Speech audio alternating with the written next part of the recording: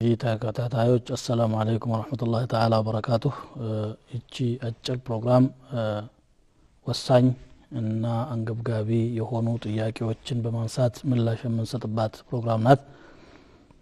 የዛሬው ጥያቄ አንድ ሰው ዱዓ ያደረገ እንዴት አላህ አይቀበለውም? ኡድዑኒ አስተጅብ ለኩም ለምኑኝ እቀበላችኋለሁ ብሎ ያለ ዱዓ አድርገን ሳይሳካ ይቀራል የሚል ጥያቄ ነው። አዎ አላህ Subhanahu Wa Ta'ala ለምነውት የለማኞችን ልመና በባዶ እንደማይመልስ ተናግሯል።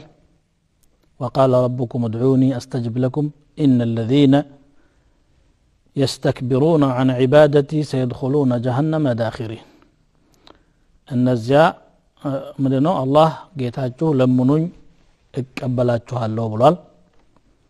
እኔን ከማምለክ የሚኮሩት ደግሞ ጀሃነምን ተዋርደው ይገባሉ ይላል። ባይሆን ግን ሰውየው ዱዓ ሲያደርግ ማሟላት ያለባቸው መስፈርቶች አሉ። አንደኛ ኢኽላስ መኖር አለበት። ከአላህ ሌላ ያለን እርግፍ አድርጎ ትቶ አንተው ብቻ ነህ የኔ መሸሻ ብሎ አላህን መለመን ከልቡ ማለት ነው። እንኳን ሙስሊሙ ካፊሩ ራሱ ችግር ሲገጥመው دعوا الله مخلصين له الدين አምልኮ ለሱ አጥርተው ይለምኑታል ይላልና ያን ጊዜ ይቀበላቸዋል። አማኙ ከልቡ ቀልቡ حاضر ሆኖ አላህን ከለመነ አይመልስበትም። ሁለተኛ ደግሞ ተضرعና መተናነስ መኖር አለበት። በሚለምን ጊዜ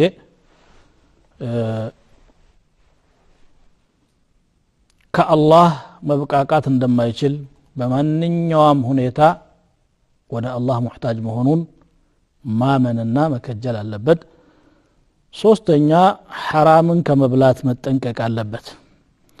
ምክንያቱም ሐራም መብላት ዱዓን ከሚጋርዱ ነገሮች መካከል አንዱ ነው። ነብዩ ሰለላሁ ዐለይሂ ወሰለም እንዳሉት إن الله طيب لا يقبل إلا طيبا وإن الله أمر المؤمنين بما أمر به المرسلين الله ጥሩ ነው ጥሩ ነገር እንጂ አይቀበልም።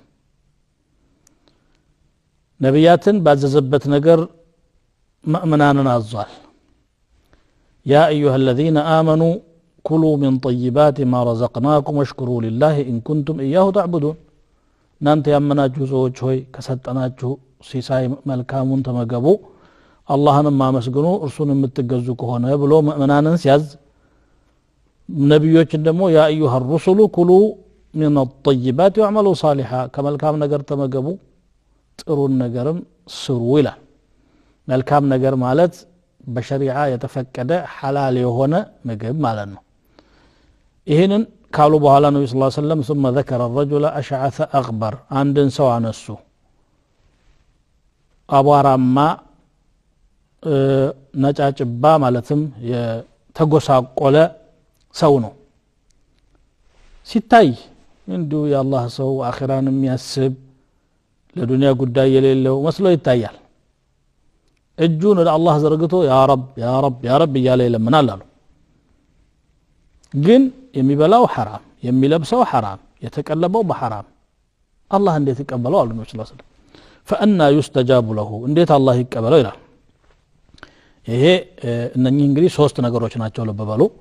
ከዛ በኋላ ደግሞ አዳቦች አሉ የዱዓ ማለት ነው። እጅን ወደ ላይ ማንሳት አደብ ነው። ነብዩ ሰለላሁ ዐለይሂ ወሰለም እንዳሉት ኢማሙ አህመድ በዘገቡት ሐዲስ መሰረት إن الله حيي كريم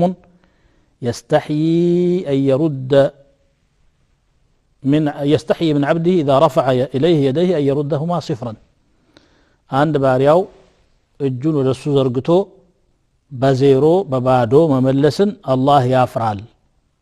አላህ ቸርና ባሪያዎቹን ማሳፈር የማይፈልግ ጌታ ነው በማለት እንደገለጹት ሁሉ እጁን ወደ ላይ መዘርጋት አላህ Subhanahu Wa Ta'ala በባዶ እንዳትመለስ ያደርጋታል ማለት ነው።